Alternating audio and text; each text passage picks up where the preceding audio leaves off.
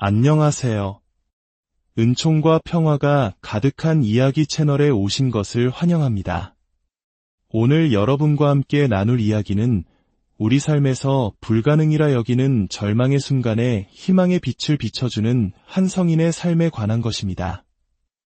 이 이야기를 듣기 전에 구독과 좋아요를 통해 주님의 은총이 담긴 이 감동적인 사연을 더 많은 분들과 함께 나누는 일에 동참해 주시길 부탁드립니다. 여러분의 작은 손길이 다른 이에게 큰 위로와 희망을 전하는 통로가 될 것입니다. 여러분의 삶에 늘 하느님의 축복이 함께하기를 기도합니다. 자, 이제 불가능한 일의 수호성인이라 불리는 카시아의 성녀 리타의 삶 속으로 함께 떠나보겠습니다. 아주 오래전 14세기 후반 이탈리아의 작은 산골 마을 로카포레나에는 안토니오와 아마타라는 모든 이의 존경을 한몸에 받는 부부가 살고 있었습니다. 그들은 단순한 부부를 넘어 마을의 갈등을 해결하고 이웃 간의 다툼을 중재하는 평화의 사도와 같은 존재였습니다. 누군가에게 억울한 일이 생기거나 이웃 사이에 오해가 쌓이면 사람들은 을에 이 현명한 부부를 찾아와 조언을 구했습니다. 부부는 양측의 이야기를 귀담아 듣고 서로가 용서하고 화해할 수 있도록 지혜롭게 이끌었습니다. 이러한 부부에게 1381년 늦은 나이에 귀한 딸이 태어났습니다. 마치 하느님께서 내려주신 특별한 선물과도 같았죠. 부부는 아이의 이름을 진주를 뜻하는 마르게리타라고 지었고 사람들은 아이를 애정을 담아 리타라고 불렀습니다. 리타는 어려서부터 부모님의 평화를 사랑하는 마음을 보고 자랐습니다. 그녀에게 용서와 화해는 숨쉬는 것처럼 자연스러운 일이었습니다.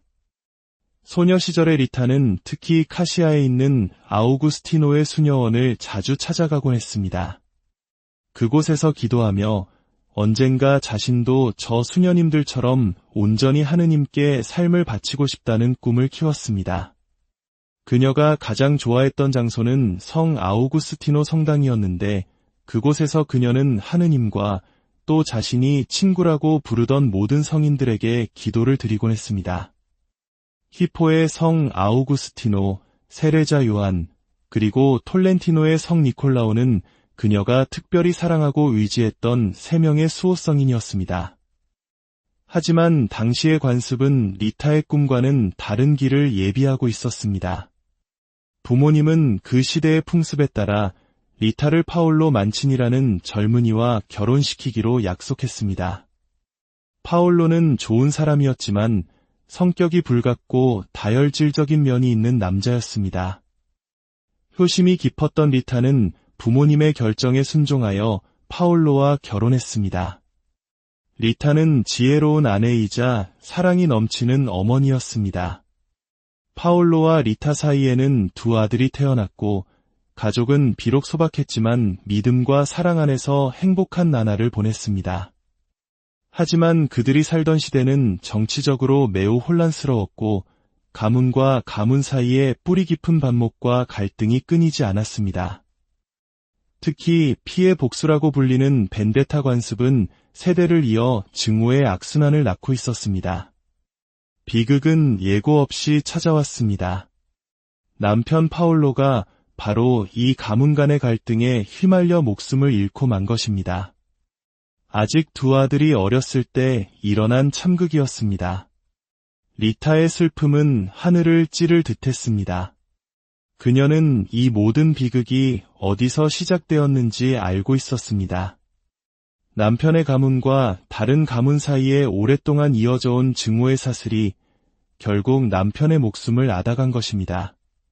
그들은 서로를 용서하지 못했고 복수는 또 다른 복수를 낳으며 끝없는 고통을 만들어내고 있었습니다. 남편의 죽음 이후 집안 어른들과 친척들은 리타의 2 아들에게 속삭였습니다. 절대 그들을 편히 잠들게 해서는 안 된다. 아들아, 너희는 반드시 아버지의 원수를 갚아야만 한다. 당시 사회에서 아들이 아버지의 죽음을 복수하는 것은 가문의 명예를 지키는 당연한 의무로 여겨졌습니다. 하지만 리타의 생각은 달랐습니다. 평생을 평화의 사도로 살아온 부모님의 가르침을 마음에 새긴 그녀는 남편을 죽인 이들을 용서하겠다고 굳게 맹세했습니다. 그리고 두 아들에게 눈물로 호소했습니다. 얘들아, 그들을 용서해야 한다. 그 미움을 내려놓아야 해. 그렇지 않으면 이 고통은 영원히 끝나지 않을 거야. 그러나 10대 소년이었던 두 아들의 마음속에는 용서 대신 복수심이 불타올랐습니다. 그들은 어머니의 간청을 이해하지 못했고 아버지의 원수를 갚을 날만을 기다리고 있었습니다. 바로 그때 이탈리아 전역에 끔찍한 전염병이 창궐했습니다. 수많은 사람들이 병에 걸려 속수무책으로 죽어가던 시기였습니다. 리타의 아들들이 아버지의 복수를 실행에 옮기기도 전에 그들 역시 이 무서운 병에 걸려 나란히 세상을 떠나고 말았습니다. 남편에 이어 두 아들마저 잃은 리타의 슬픔은 이루 말할 수 없었습니다. 세상 모든 것을 잃은 듯한 고통 속에서도 그녀는 하느님께 기이한 감사를 드렸습니다. 하느님, 감사합니다. 제 아들들이 살인이라는 끔찍한 죄의 독에 물들기 전에 평화롭게 당신 곁으로 떠나게 해주시니 감사합니다. 증오와 복수심은 머지않아 아이들의 영혼마저 잠식했을 것입니다. 이 기도는 어미로서 상상할 수 없는 고통을 신앙으로 승화시킨 위대한 사랑의 표현이었습니다. 이제 세상에 홀로 남게 된 리타는 어린 시절의 꿈이었던 수녀가 되기로 다시금 결심했습니다. 그녀는 카시아에 있는 성마리아 막달레나 아우구스티노의 수녀원을 찾아가 입회를 간청했습니다. 수녀님, 제가 어렸을 때부터 이 수녀원에 들어와 주님을 섬기는 것이 제 평생의 소원이었습니다. 저를 받아주십시오. 하지만 수녀원의 수녀들은 그녀의 요청을 받아들이기 주저했습니다. 그들은 리타가 얼마나 신실하고 용서심이 깊은 사람인지 잘 알고 있었지만 그녀의 남편 파올로의 비극적인 죽음 또한 알고 있었습니다. 파올로의 가문과 그를 살해한 가문 사이의 갈등이 아직 해결되지 않았고 여전히 험악한 분위기가 감돌고 있었기 때문입니다. 수녀들은 만약 리타를 받아들일 경우 그 가문들의 갈등이 수녀원 안으로까지 번져 평화가 깨질 것을 두려워했습니다. 거절당한 리타는 깊은 실망에 빠졌지만 포기하지 않았습니다. 그녀는 자신이 사랑하는 세 수호성인 세레자 요한과 아우구스티노 그리고 톨렌티노의 니콜라오에게 간절히 도움을 청하며 기도했습니다. 그리고 기도 중에 자신이 무엇을 해야 할지 깨달았습니다. 그것은 바로 평화를 이루는 것이었습니다. 리타는 먼저 남편의 가문을 찾아갔습니다. 그리고 그들에게 오랜 적개심과 완고함을 내려놓고 용서의 길을 택하라고 설득했습니다.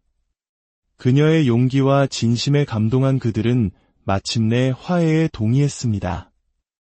이어서 리타는 남편을 살해한 가문을 찾아가 똑같이 평화를 호소했습니다.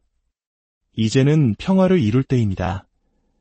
자신들이 죽인 남자의 아내가 찾아와 용서와 평화를 이야기하는 모습에 그 가문 사람들은 엄청난 충격을 받았습니다.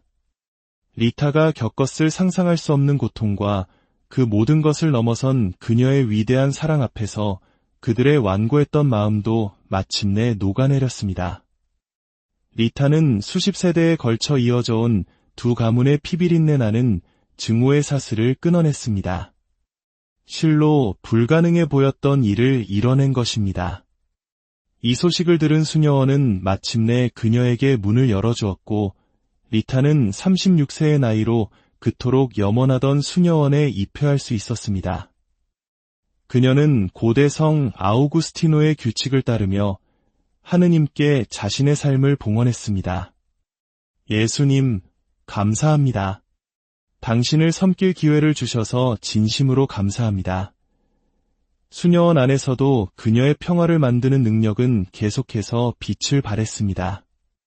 마을 사람들은 용서의 문제로 어려움을 겪을 때마다 리타를 찾아와 조언을 구했고 그녀는 언제나 지혜와 사랑으로 그들을 도왔습니다. 이후 40년 동안 리타는 기도와 자선 활동에 온전히 헌신했습니다. 가난하고 궁핍한 이들이 찾아올 때마다 그녀는 단 한 번도 그들을 외면하지 않았습니다. 성 아우구스티노의 규칙에 따라 기도와 묵상, 그리고 영적 독서로 채워진 규칙적인 삶을 살았습니다. 그러던 어느 성 금요일, 리타는 깊은 기도에 잠겨 있었습니다. 그녀는 십자가 위에서 예수님께서 겪으신 고통을 묵상하고 있었습니다. 너무나도 자비롭고 너그러웠던 리타는 예수님께 자신의 가장 큰 소원을 아뢰었습니다. 오, 사랑하는 예수님, 당신께서 십자가 위에서 겪으신 그 끔찍한 고통을 제가 조금이라도 나누어 짊어질 수 있다면 얼마나 좋을까요? 이 기도는 순수한 사랑에서 우러나온 것이었습니다. 그녀는 예수님의 고통에 더욱 깊이 동참하고 싶다는 열망으로 가득 찼습니다. 그리고 그녀의 이 소원은 아주 특별한 방식으로 이루어졌습니다. 그 순간 마치 예수님의 머리를 감쌌던 가시관에서 가시 하나가 빠져나와 그녀의 이마에 박힌 것처럼 리타의 이마에 작은 상처가 나타났습니다. 바로 성은이었습니다. 이 성은은 그녀가 세상을 떠날 때까지 15년 동안 이마에 남아 있었습니다. 그것은 예수님께서 그녀의 위대한 사랑을 알아보시고 그녀가 십자가의 고통을 함께 짊어지게 함으로써 그녀의 기도를 받아들이셨다는 거룩한 표식이었습니다. 리타는 끊임없는 고통 속에서도 다른 이들의 육체적, 영적 안녕을 위해 자신의 고통을 용감하게 봉헌했습니다. 생애 마지막 4년 동안 리타는 병상에 누워 지내야 했습니다. 음식을 거의 넘기지 못해 그녀는 오직 성체만으로 생명을 유지했다고 전해집니다. 수녀원의 다른 수녀들은 그녀의 깊은 신앙에 큰 감동을 받았고 그녀를 살아있는 성인처럼 존경했습니다. 죽음을 몇 달 앞둔 어느 날 고향 로카포레나에서 한 친척이 그녀를 방문했습니다. 친척은 쇠약해진 리타에게 혹시 필요한 것이 없는지 물었습니다. 리타는 처음에는 괜찮다고 사양했지만 이내 작은 부탁을 하나 했습니다. 제 고향집 정원에 있는 장미 한 송이만 가져다 주시겠어요? 하지만 그 부탁은 불가능한 것이었습니다. 때는 1월이었고 카시아의 언덕은 온통 눈으로 뒤덮여 있었습니다. 그 혹독한 겨울 추위 속에서 장미가 피어난다는 것은 상상조차 할 수 없는 일이었습니다. 그럼에도 불구하고 집으로 돌아간 친척은 놀라운 광경을 목격했습니다. 리타가 말했던 바로 그 장미 덤불 위에 마치 보석처럼 선명한 붉은색의 장미 한 송이가 활짝 피어 있었던 것입니다. 그녀는 서둘러 그 꽃을 꺾어 수녀원으로 달려갔습니다. 리타는 그 장미꽃이 자신의 남편과 두 아들을 위해 바친 오랜 기도가 마침내 응답받았으며 머지않아 천국에서 그들을 다시 만나게 될 것이라는 하느님의 신호임을 알았습니다. 얼마 후 리타는 자신을 둘러싼 수녀들에게 마지막 말을 남기고 평화롭게 숨을 거두었습니다. 예수님의 거룩한 사랑 안에 머무십시오. 거룩한 로마 가톨릭 교회에 순종하며 머무십시오. 평화와 형제적 사랑 안에 머무십시오. 1497년 5월 22일 그녀가 선종한 순간 수녀원의 종들이 사람의 손이 닿지 않았음에도 저절로 울리기 시작했습니다. 그 종소리는 카시아의 사람들을 수녀원 문 앞으로 불러 모았고 한 영혼이 믿음의 삶을 충실히 마치고 승리하며 하늘로 떠났음을 알렸습니다. 수녀들이 그녀의 장례를 준비할 때 뇌졸중으로 몸이 마비되었던 한 목수가 안타까워하며 소리쳤습니다. 아, 내 몸이 성하기만 했다면 이 거룩한 분께 어울리는 관을 만들어 드렸을 텐데. 바로 그 순간 첫 번째 기적이 일어났습니다. 목수가 그 말을 마치자마자 그의 마비되었던 몸이 완벽하게 치유된 것입니다. 그는 기쁨에 넘쳐 수녀원으로 달려갔고 그를 알던 사람들은 그가 뛰어오는 모습을 보고 경악을 금치 못했습니다. 기적이다. 내가 치유되었어. 완전히 회복된 목수는 정성을 다해 화려하고 아름다운 관을 만들어 리타 성녀의 유해를 모셨고 그 유해는 수세기가 지난 오늘날까지도 썩지 않은 채로 보존되고 있습니다. 현재 성녀의 유해는 카시아 대성당의 유리관 안에 안치되어 있으며 수많은 순례자들이 그녀의 전구를 청하기 위해 이곳을 찾습니다. 성녀 리타의 축일은 그녀가 선종한 날인 5월 22일입니다. 오, 거룩한 성녀 리타여, 저희를 위하여 빌어주시어 저희가 그리스도의 약속에 합당한 자 되게 하소서. 아멘. 오늘 이야기가 여러분의 마음에 깊은 울림과 평화를 가져다 주었기를 바랍니다. 삶의 불가능한 벽 앞에서 좌절할 때 용서와 화해의 성녀 리타를 기억하며 희망을 잃지 마시길 기도합니다. 주님의 평화가 안녕하세요. 은총과 평화가 가득한 이야기 채널에 오신 것을 환영합니다. 오늘 여러분과 함께 나눌 이야기는 우리 삶에서 불가능이라 여기는 절망의 순간에 희망의 빛을 비춰주는 한 성인의 삶에 관한 것입니다.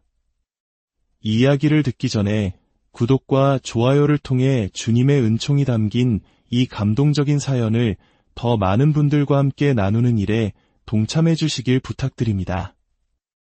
여러분의 작은 손길이 다른 이에게 큰 위로와 희망을 전하는 통로가 될 것입니다. 여러분의 삶에 늘 하느님의 축복이 함께하기를 기도합니다. 자, 이제 불가능한 일의 수호성인이라 불리는 카시아의 성녀 리타의 삶 속으로 함께 떠나보겠습니다.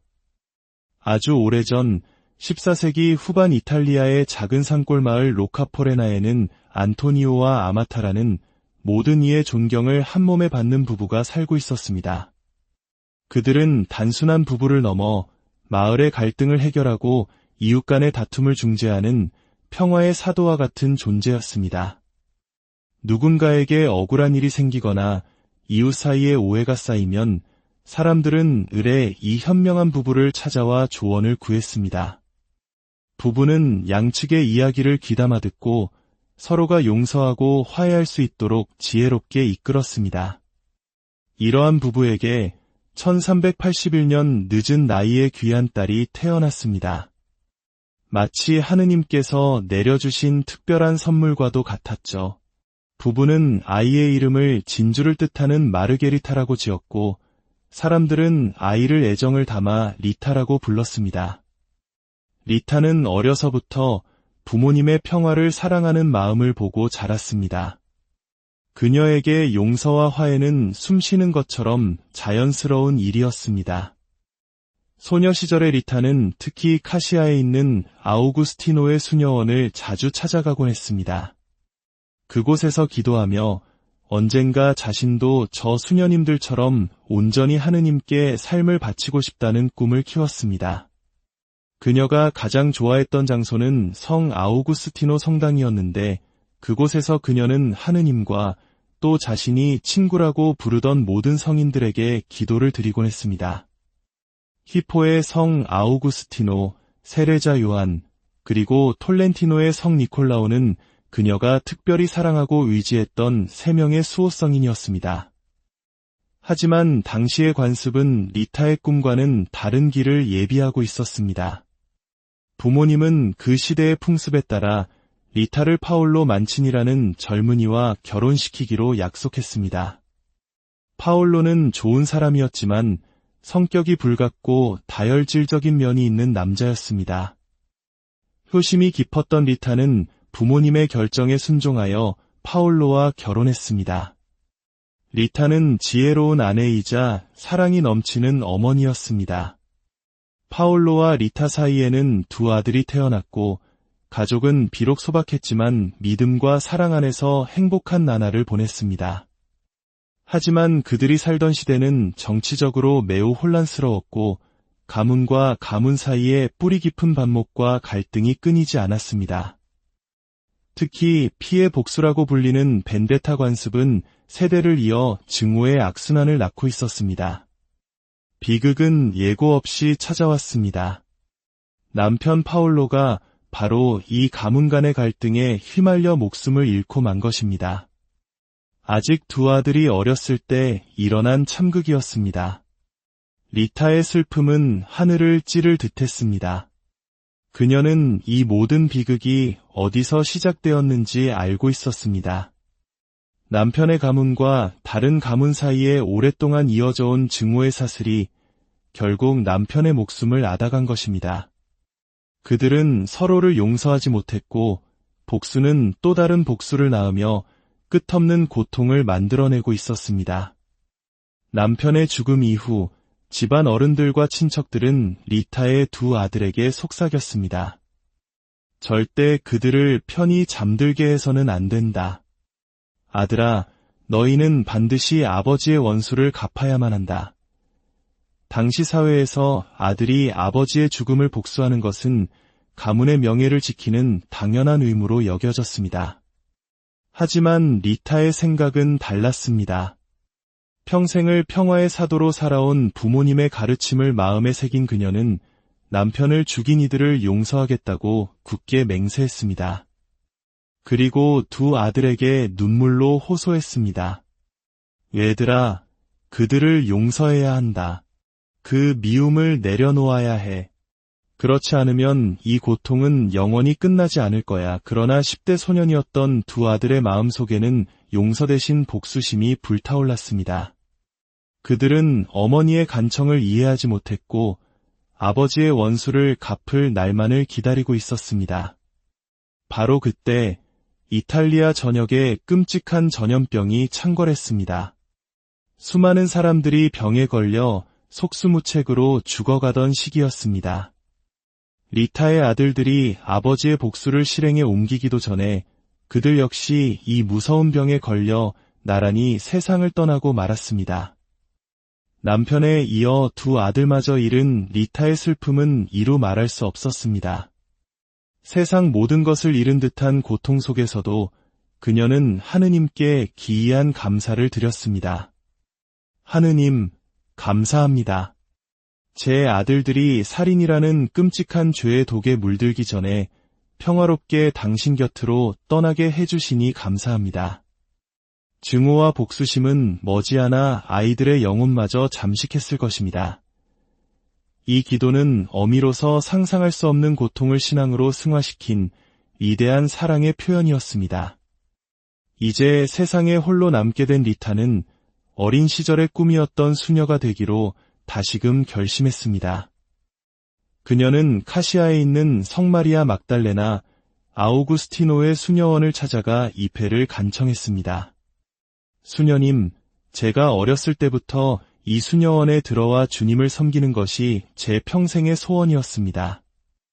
저를 받아주십시오. 하지만 수녀원의 수녀들은 그녀의 요청을 받아들이기 주저했습니다.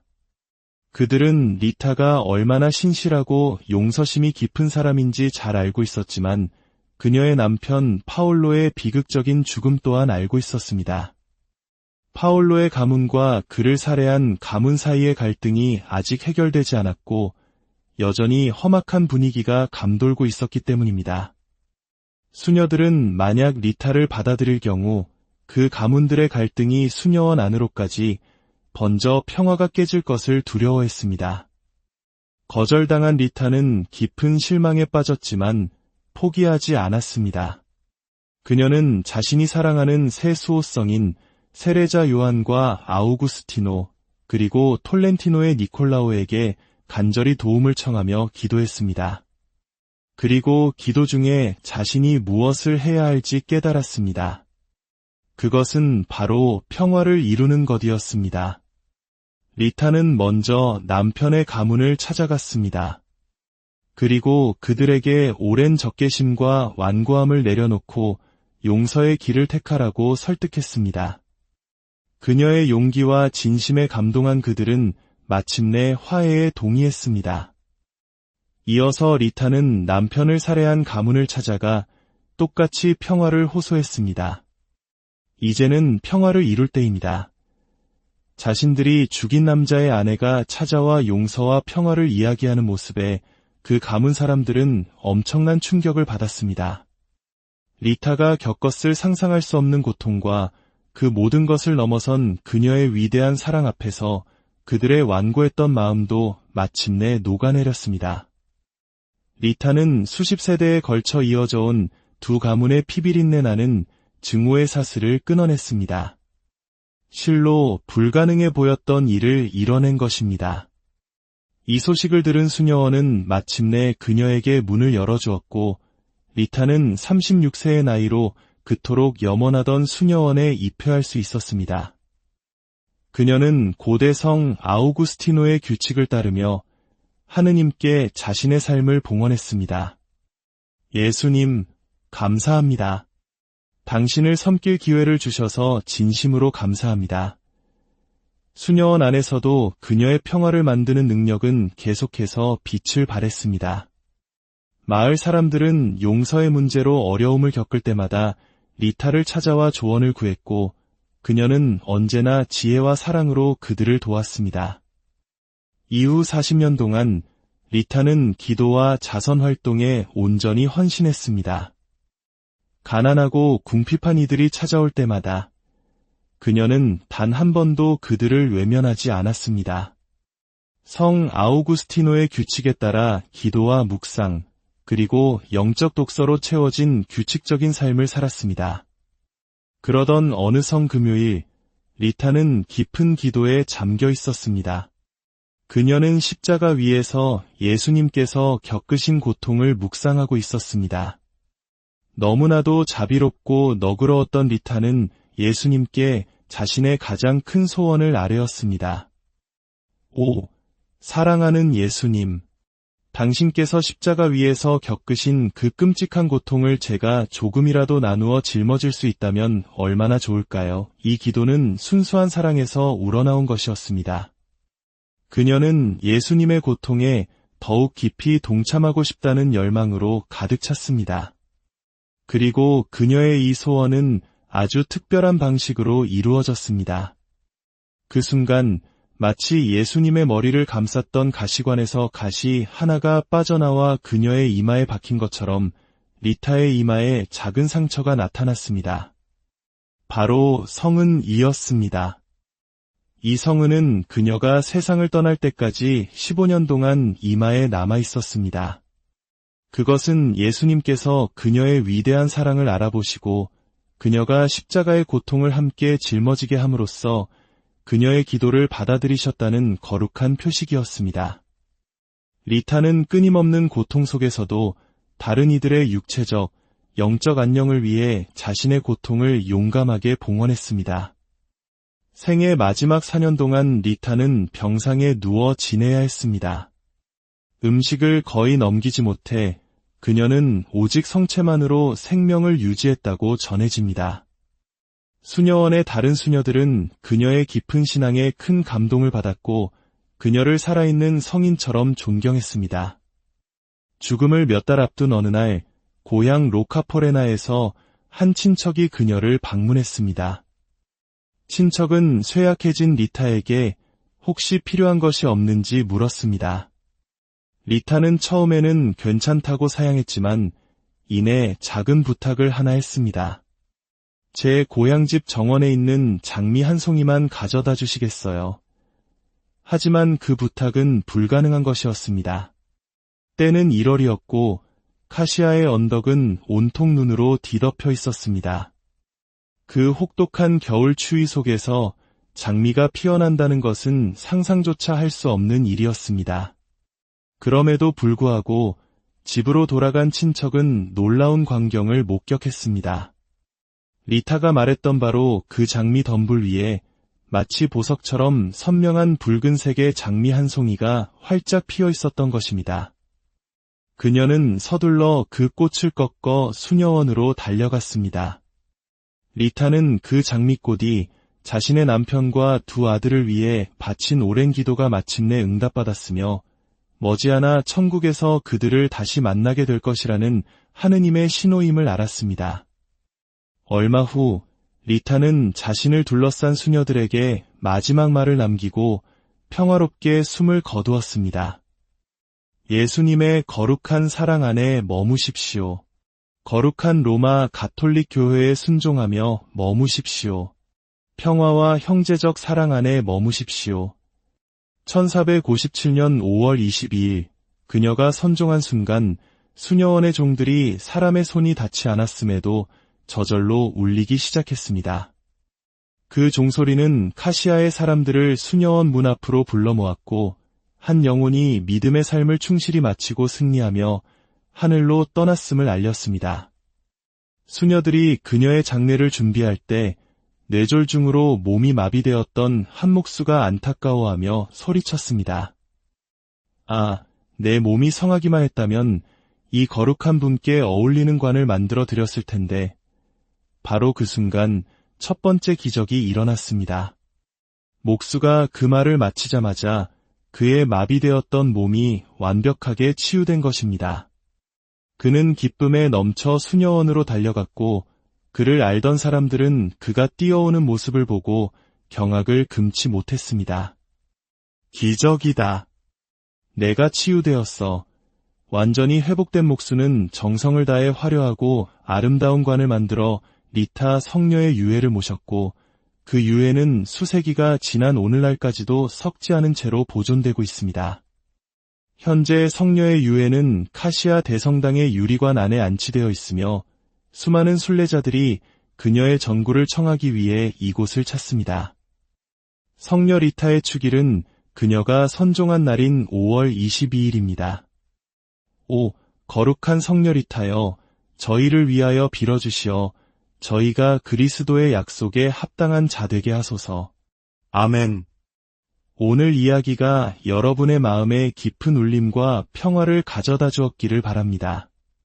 삶의 불가능한 벽 앞에서 좌절할 때 용서와 화해의 성녀 리타를 기억하며 희망을 잃지 마시길 기도합니다.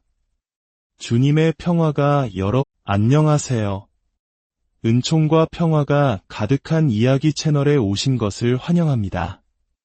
오늘 여러분과 함께 나눌 이야기는 우리 삶에서 불가능이라 여기는 절망의 순간에 희망의 빛을 비춰주는 한 성인의 삶에 관한 것입니다. 이 이야기를 듣기 전에 구독과 좋아요를 통해 주님의 은총이 담긴 이 감동적인 사연을 더 많은 분들과 함께 나누는 일에 동참해 주시길 부탁드립니다. 여러분의 작은 손길이 다른 이에게 큰 위로와 희망을 전하는 통로가 될 것입니다. 여러분의 삶에 늘 하느님의 축복이 함께하기를 기도합니다. 자, 이제 불가능한 일의 수호성인이라 불리는 카시아의 성녀 리타의 삶 속으로 함께 떠나보겠습니다.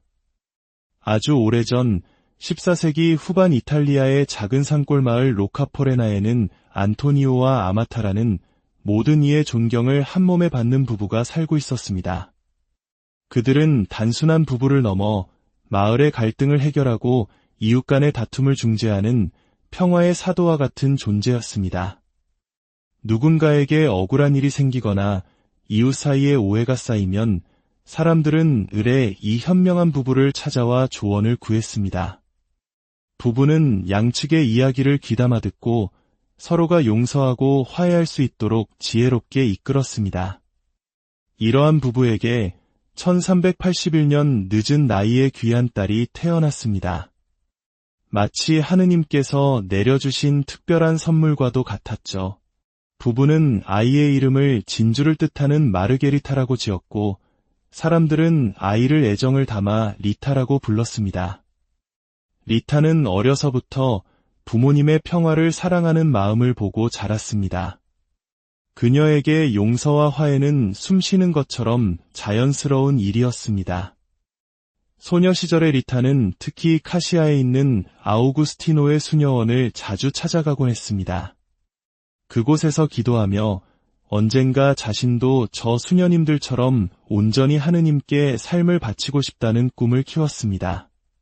그녀가 가장 좋아했던 장소는 성 아우구스티노 성당이었는데, 그곳에서 그녀는 하느님과 또 자신이 친구라고 부르던 모든 성인들에게 기도를 드리곤 했습니다. 히포의 성 아우구스티노, 세레자 요한, 그리고 톨렌티노의 성 니콜라오는 그녀가 특별히 사랑하고 의지했던 3명의 수호성인이었습니다. 하지만 당시의 관습은 리타의 꿈과는 다른 길을 예비하고 있었습니다. 부모님은 그 시대의 풍습에 따라 리타를 파올로 만친이라는 젊은이와 결혼시키기로 약속했습니다. 파올로는 좋은 사람이었지만 성격이 불같고 다혈질적인 면이 있는 남자였습니다. 효심이 깊었던 리타는 부모님의 결정에 순종하여 파올로와 결혼했습니다. 리타는 지혜로운 아내이자 사랑이 넘치는 어머니였습니다. 파올로와 리타 사이에는 2 아들이 태어났고 가족은 비록 소박했지만 믿음과 사랑 안에서 행복한 나날을 보냈습니다. 하지만 그들이 살던 시대는 정치적으로 매우 혼란스러웠고 가문과 가문 사이에 뿌리 깊은 반목과 갈등이 끊이지 않았습니다. 특히 피해 복수라고 불리는 벤데타 관습은 세대를 이어 증오의 악순환을 낳고 있었습니다. 비극은 예고 없이 찾아왔습니다. 남편 파올로가 바로 이 가문 간의 갈등에 휘말려 목숨을 잃고 만 것입니다. 아직 2 아들이 어렸을 때 일어난 참극이었습니다.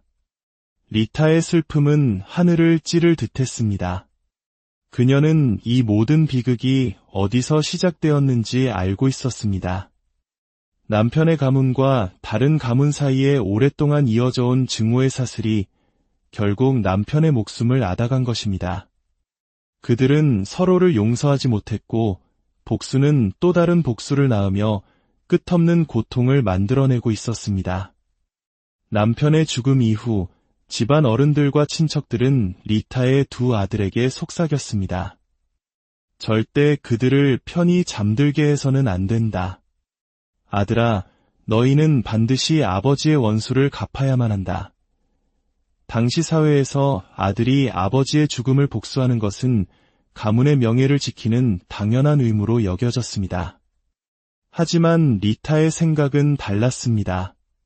평생을 평화의 사도로 살아온 부모님의 가르침을 마음에 새긴 그녀는 남편을 죽인 이들을 용서하겠다고 굳게 맹세했습니다.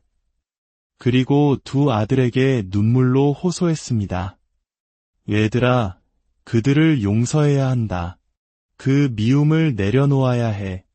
그렇지 않으면 이 고통은 영원히 끝나지 않을 거야. 그러나 10대 소년이었던 2 아들의 마음속에는 용서 대신 복수심이 불타올랐습니다. 그들은 어머니의 간청을 이해하지 못했고 아버지의 원수를 갚을 날만을 기다리고 있었습니다. 바로 그때 이탈리아 전역에 끔찍한 전염병이 창궐했습니다. 수많은 사람들이 병에 걸려 속수무책으로 죽어가던 시기였습니다. 리타의 아들들이 아버지의 복수를 실행에 옮기기도 전에 그들 역시 이 무서운 병에 걸려 나란히 세상을 떠나고 말았습니다. 남편에 이어 2 아들마저 잃은 리타의 슬픔은 이루 말할 수 없었습니다. 세상 모든 것을 잃은 듯한 고통 속에서도 그녀는 하느님께 기이한 감사를 드렸습니다. 하느님, 감사합니다. 제 아들들이 살인이라는 끔찍한 죄의 독에 물들기 전에 평화롭게 당신 곁으로 떠나게 해주시니 감사합니다.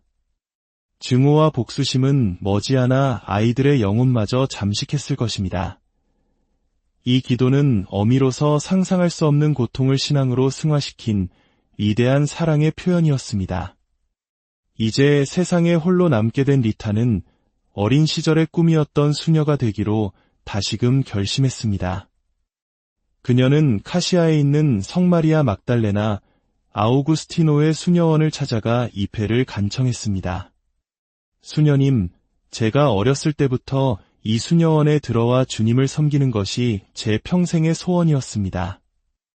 저를 받아주십시오. 하지만 수녀원의 수녀들은 그녀의 요청을 받아들이기 주저했습니다. 그들은 리타가 얼마나 신실하고 용서심이 깊은 사람인지 잘 알고 있었지만 그녀의 남편 파올로의 비극적인 죽음 또한 알고 있었습니다. 파올로의 가문과 그를 살해한 가문 사이의 갈등이 아직 해결되지 않았고 여전히 험악한 분위기가 감돌고 있었기 때문입니다. 수녀들은 만약 리타를 받아들일 경우 그 가문들의 갈등이 수녀원 안으로까지 번져 평화가 깨질 것을 두려워했습니다. 거절당한 리타는 깊은 실망에 빠졌지만 포기하지 않았습니다. 그녀는 자신이 사랑하는 세 수호성인 세레자 요한과 아우구스티노, 그리고 톨렌티노의 니콜라오에게 간절히 도움을 청하며 기도했습니다. 그리고 기도 중에 자신이 무엇을 해야 할지 깨달았습니다. 그것은 바로 평화를 이루는 것이었습니다. 리타는 먼저 남편의 가문을 찾아갔습니다. 그리고 그들에게 오랜 적개심과 완고함을 내려놓고 용서의 길을 택하라고 설득했습니다. 그녀의 용기와 진심에 감동한 그들은 마침내 화해에 동의했습니다. 이어서 리타는 남편을 살해한 가문을 찾아가 똑같이 평화를 호소했습니다. 이제는 평화를 이룰 때입니다. 자신들이 죽인 남자의 아내가 찾아와 용서와 평화를 이야기하는 모습에 그 가문 사람들은 엄청난 충격을 받았습니다. 리타가 겪었을 상상할 수 없는 고통과 그 모든 것을 넘어선 그녀의 위대한 사랑 앞에서 그들의 완고했던 마음도 마침내 녹아내렸습니다. 리타는 수십 세대에 걸쳐 이어져 온 두 가문의 피비린내 나는 증오의 사슬을 끊어냈습니다. 실로 불가능해 보였던 일을 이뤄낸 것입니다. 이 소식을 들은 수녀원은 마침내 그녀에게 문을 열어주었고 리타는 36세의 나이로 그토록 염원하던 수녀원에 입회할 수 있었습니다. 그녀는 고대 성 아우구스티노의 규칙을 따르며 하느님께 자신의 삶을 봉헌했습니다. 예수님, 감사합니다. 당신을 섬길 기회를 주셔서 진심으로 감사합니다. 수녀원 안에서도 그녀의 평화를 만드는 능력은 계속해서 빛을 발했습니다. 마을 사람들은 용서의 문제로 어려움을 겪을 때마다 리타를 찾아와 조언을 구했고 그녀는 언제나 지혜와 사랑으로 그들을 도왔습니다. 이후 40년 동안 리타는 기도와 자선 활동에 온전히 헌신했습니다. 가난하고 궁핍한 이들이 찾아올 때마다 그녀는 단 한 번도 그들을 외면하지 않았습니다. 성 아우구스티노의 규칙에 따라 기도와 묵상, 그리고 영적 독서로 채워진 규칙적인 삶을 살았습니다. 그러던 어느 성 금요일, 리타는 깊은 기도에 잠겨 있었습니다. 그녀는 십자가 위에서 예수님께서 겪으신 고통을 묵상하고 있었습니다. 너무나도 자비롭고 너그러웠던 리타는 예수님께 자신의 가장 큰 소원을 아뢰었습니다. 오, 사랑하는 예수님, 당신께서 십자가 위에서 겪으신 그 끔찍한 고통을 제가 조금이라도 나누어 짊어질 수 있다면 얼마나 좋을까요? 이 기도는 순수한 사랑에서 우러나온 것이었습니다. 그녀는 예수님의 고통에 더욱 깊이 동참하고 싶다는 열망으로 가득 찼습니다. 그리고 그녀의 이 소원은 아주 특별한 방식으로 이루어졌습니다. 그 순간 마치 예수님의 머리를 감쌌던 가시관에서 가시 하나가 빠져나와 그녀의 이마에 박힌 것처럼 리타의 이마에 작은 상처가 나타났습니다. 바로 성은이었습니다. 이 성은은 그녀가 세상을 떠날 때까지 15년 동안 이마에 남아 있었습니다.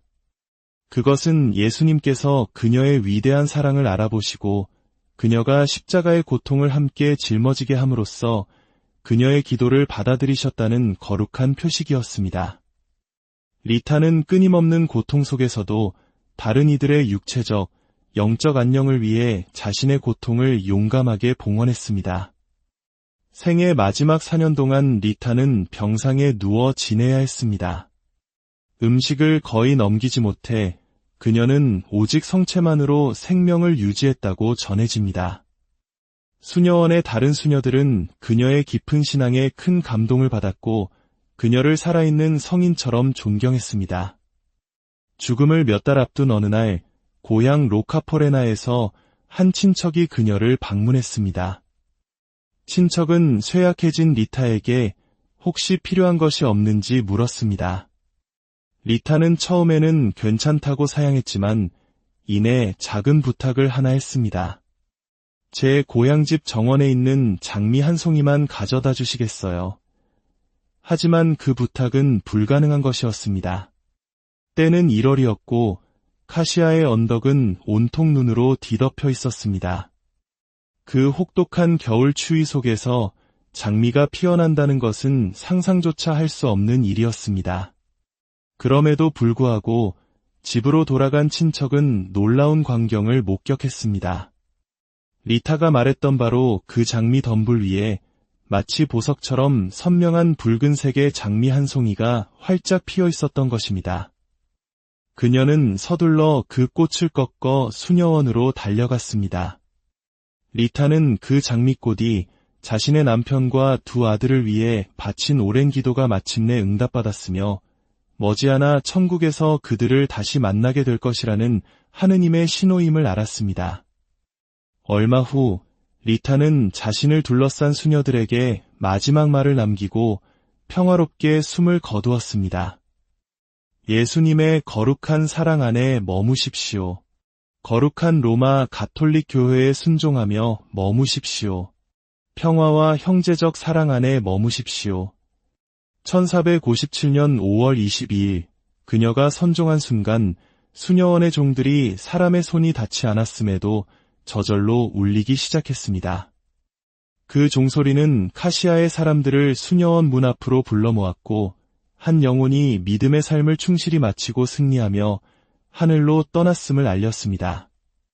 수녀들이 그녀의 장례를 준비할 때 뇌졸중으로 몸이 마비되었던 한 목수가 안타까워하며 소리쳤습니다. 아, 내 몸이 성하기만 했다면 이 거룩한 분께 어울리는 관을 만들어 드렸을 텐데. 바로 그 순간 첫 번째 기적이 일어났습니다. 목수가 그 말을 마치자마자 그의 마비되었던 몸이 완벽하게 치유된 것입니다. 그는 기쁨에 넘쳐 수녀원으로 달려갔고 그를 알던 사람들은 그가 뛰어오는 모습을 보고 경악을 금치 못했습니다. 기적이다. 내가 치유되었어. 완전히 회복된 목수는 정성을 다해 화려하고 아름다운 관을 만들어 리타 성녀의 유해를 모셨고 그 유해는 수세기가 지난 오늘날까지도 썩지 않은 채로 보존되고 있습니다. 현재 성녀의 유해는 카시아 대성당의 유리관 안에 안치되어 있으며 수많은 순례자들이 그녀의 전구를 청하기 위해 이곳을 찾습니다. 성녀 리타의 축일은 그녀가 선종한 날인 5월 22일입니다. 오, 거룩한 성녀 리타여, 저희를 위하여 빌어주시어 저희가 그리스도의 약속에 합당한 자 되게 하소서. 아멘. 오늘 이야기가 여러분의 마음에 깊은 울림과 평화를 가져다 주었기를 바랍니다. 삶의 불가능한 벽 앞에서 좌절할 때 용서와 화해의 성녀 리타를 기억하며 희망을 잃지 마시길 기도합니다. 주님의 평화가 안녕하세요. 은총과 평화가 가득한 이야기 채널에 오신 것을 환영합니다. 오늘 여러분과 함께 나눌 이야기는 우리 삶에서 불가능이라 여기는 절망의 순간에 희망의 빛을 비춰주는 한 성인의 삶에 관한 것입니다. 이 이야기를 듣기 전에 구독과 좋아요를 통해 주님의 은총이 담긴 이 감동적인 사연을 더 많은 분들과 함께 나누는 일에 동참해 주시길 부탁드립니다. 여러분의 작은 손길이 다른 이에게 큰 위로와 희망을 전하는 통로가 될 것입니다. 여러분의 삶에 늘 하느님의 축복이 함께하기를 기도합니다. 자, 이제 불가능한 일의 수호성인이라 불리는 카시아의 성녀 리타의 삶 속으로 함께 떠나보겠습니다. 아주 오래전 14세기 후반 이탈리아의 작은 산골 마을 로카포레나에는 안토니오와 아마타라는 모든 이의 존경을 한몸에 받는 부부가 살고 있었습니다. 그들은 단순한 부부를 넘어 마을의 갈등을 해결하고 이웃 간의 다툼을 중재하는 평화의 사도와 같은 존재였습니다. 누군가에게 억울한 일이 생기거나 이웃 사이에 오해가 쌓이면 사람들은 을에 이 현명한 부부를 찾아와 조언을 구했습니다. 부부는 양측의 이야기를 귀담아 듣고 서로가 용서하고 화해할 수 있도록 지혜롭게 이끌었습니다. 이러한 부부에게 1381년 늦은 나이에 귀한 딸이 태어났습니다. 마치 하느님께서 내려주신 특별한 선물과도 같았죠. 부부는 아이의 이름을 진주를 뜻하는 마르게리타라고 지었고 사람들은 아이를 애정을 담아 리타라고 불렀습니다. 리타는 어려서부터 부모님의 평화를 사랑하는 마음을 보고 자랐습니다. 그녀에게 용서와 화해는 숨쉬는 것처럼 자연스러운 일이었습니다. 소녀 시절의 리타는 특히 카시아에 있는 아우구스티노의 수녀원을 자주 찾아가곤 했습니다. 그곳에서 기도하며 언젠가 자신도 저 수녀님들처럼 온전히 하느님께 삶을 바치고 싶다는 꿈을 키웠습니다. 그녀가 가장 좋아했던 장소는 성 아우구스티노 성당이었는데 그곳에서 그녀는 하느님과 또 자신이 친구라고 부르던 모든 성인들에게 기도를 드리곤 했습니다. 히포의 성 아우구스티노, 세레자 요한, 그리고 톨렌티노의 성 니콜라오는 그녀가 특별히 사랑하고 의지했던 3명의 수호성인이었습니다. 하지만 당시의 관습은 리타의 꿈과는 다른 길을 예비하고 있었습니다. 부모님은 그 시대의 풍습에 따라 리타를 파올로 만친이라는 젊은이와 결혼시키기로 약속했습니다. 파올로는 좋은 사람이었지만 성격이 불같고 다혈질적인 면이 있는 남자였습니다. 효심이 깊었던 리타는 부모님의 결정에 순종하여 파올로와 결혼했습니다. 리타는 지혜로운 아내이자 사랑이 넘치는 어머니였습니다. 파올로와 리타 사이에는 2 아들이 태어났고 가족은 비록 소박했지만 믿음과 사랑 안에서 행복한 나날을 보냈습니다. 하지만 그들이 살던 시대는 정치적으로 매우 혼란스러웠고 가문과 가문 사이에 뿌리 깊은 반목과 갈등이 끊이지 않았습니다. 특히 피의 복수라고 불리는 벤데타 관습은 세대를 이어 증오의 악순환을 낳고 있었습니다. 비극은 예고 없이 찾아왔습니다. 남편 파올로가 바로 이 가문 간의 갈등에 휘말려 목숨을 잃고 만 것입니다. 아직 2 아들이 어렸을 때 일어난 참극이었습니다. 리타의 슬픔은 하늘을 찌를 듯했습니다. 그녀는 이 모든 비극이 어디서 시작되었는지 알고 있었습니다. 남편의 가문과 다른 가문 사이에 오랫동안 이어져 온 증오의 사슬이 결국 남편의 목숨을 앗아간 것입니다. 그들은 서로를 용서하지 못했고 복수는 또 다른 복수를 낳으며 끝없는 고통을 만들어내고 있었습니다. 남편의 죽음 이후 집안 어른들과 친척들은 리타의 2 아들에게 속삭였습니다. 절대 그들을 편히 잠들게 해서는 안 된다. 아들아, 너희는 반드시 아버지의 원수를 갚아야만 한다. 당시 사회에서 아들이 아버지의 죽음을 복수하는 것은 가문의 명예를 지키는 당연한 의무로 여겨졌습니다. 하지만 리타의 생각은 달랐습니다.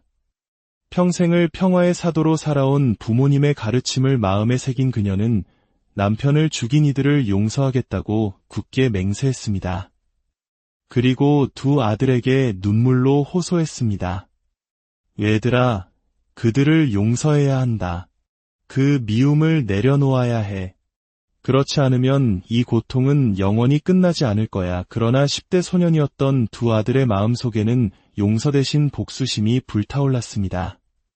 그들은 어머니의 간청을 이해하지 못했고 아버지의 원수를 갚을 날만을 기다리고 있었습니다. 바로 그때 이탈리아 전역에 끔찍한 전염병이 창궐했습니다. 수많은 사람들이 병에 걸려 속수무책으로 죽어가던 시기였습니다. 리타의 아들들이 아버지의 복수를 실행에 옮기기도 전에 그들 역시 이 무서운 병에 걸려 나란히 세상을 떠나고 말았습니다. 남편에 이어 2 아들마저 잃은 리타의 슬픔은 이루 말할 수 없었습니다. 세상 모든 것을 잃은 듯한 고통 속에서도 그녀는 하느님께 기이한 감사를 드렸습니다. 하느님, 감사합니다.